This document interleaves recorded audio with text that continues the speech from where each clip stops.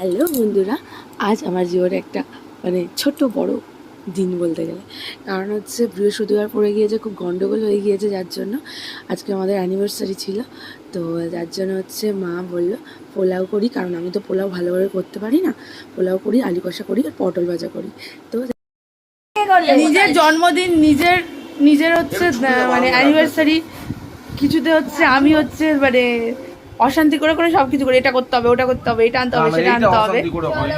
এটা পুরো সারপ্রাইজ হয়েছে, কে সারপ্রাইজ দিয়েছে বলছি, আমার বোন, দিদি। আর এ সারপ্রাইজের কথা বলে লাভ নেই, ও সারপ্রাইজ দেয় না সাধারণত, খুব কম। কারা হচ্ছে সারপ্রাইজ দিয়েছে দেখাচ্ছি হুট করে ফোনে ছড়াছড়ি আমাদের।